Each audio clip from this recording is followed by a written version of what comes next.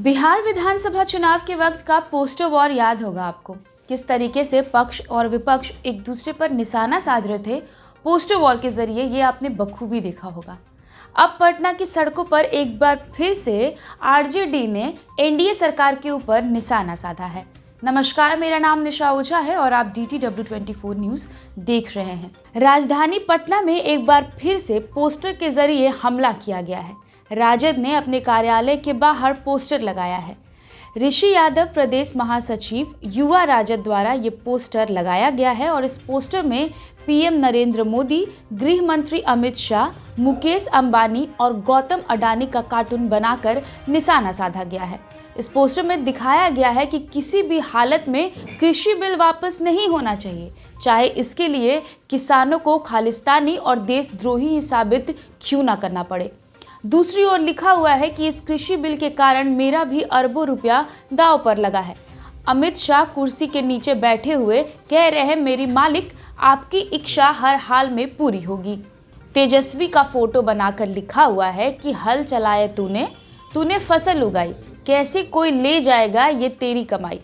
Poster के माध्यम से किसान बिल को लेकर जिस तरह से दिल्ली में विरोध हो रहे हैं, किसानों को खालिस्तानी और देशद्रोही बताया जा रहा है, राजद की तरफ से पूरे बिहार में मानव श्रृंखला को सफल बनाने के लिए ये पोस्टर लगाया गया है। तो एक बार फिर से तेजस्वी यादव ने एनडीए सरकार पर हमला बोला है। कृषि बिल को लेकर के जिस तरीके से हंगामा मचा हुआ है पूरे देश में, उसको लेकर के वो किसानों के सपोर्ट में खड़े हैं। किसानों को बता रहे हैं खालिस्तानी और देशद्रोही, क्या कहेंगे? किसानों को किसी ने देशद्रोही नहीं कहा, खालिस्तानी नहीं कहा, लेकिन 26 जनवरी की घटना ये साबित कर दिया कि उसमें किस तरह के तत्व शामिल थे। जो खालिस्तान का नारा लगाने वाले लोग थे, उसका भी सामने आया था वीडियो। जिस तरह की बातें कर रहे हैं लोग, वो कल पुष्टि हो चुकी है। इन लोगों के संगठन में किस तरह के लोग घुसे हुए थे, देश के खिलाफ काम करने वाले लोग घुसे हुए थे, देश के अस्मिता पर चोट करने वाले लोग घुसे हुए थे, वो कल साबित हो 26 जनवरी के घटना ने साबित कर दिया है। जहां अंबानी और अडानी की बात ये कर रहे हैं, अंबानी और अडानी किसके कार्यकाल में आगे बढ़ा है ये देश की जनता जानती है। ये वो समझौता किए हैं, अंतर्राष्ट्रीय समझौता। ये कांग्रेस पार्टी की सरकार थी, ये यूपीए की सरकार थी, जिस समय WTO में इन लोगों ने उस बिल पर हस्ताक्षर किया था और किसानों के किस्मत को बंद करने का काम किया था। इसी की सरकार थी, यूपीए की सरकार थी।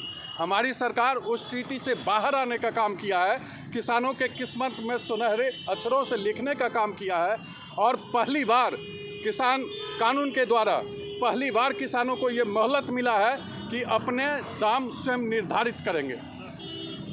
भंडारण की क्षमता बढ़ेगी और उत्पादन बढ़ेगा।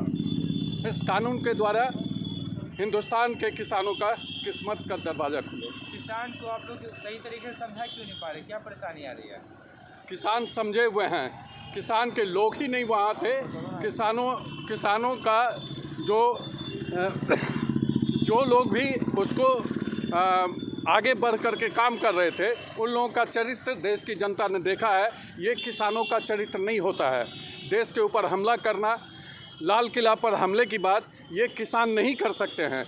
ये इससे साबित हो गया है कि उस किसान आंदोलन में किसान समर्थक लोग नहीं थे, किसानी की बात करने वाले नहीं थे, राजनीति करने वाले लोग थे, जो राजनीति के खेती में मात खाए हैं। बहरहाल इस तरह की तमाम बड़ी खबरों को देखने के लिए हमारे चैनल के साथ बने रहिए। अगर आप इस वीडियो को हमारे फेसबुक पेज पर देख रहे हैं तो लाइक करिएगा। अगर आप यूट्यूब पे देख रहे हैं तो सब्सक्राइब कर दीजिएगा। बहुत बहुत शुक्रिया।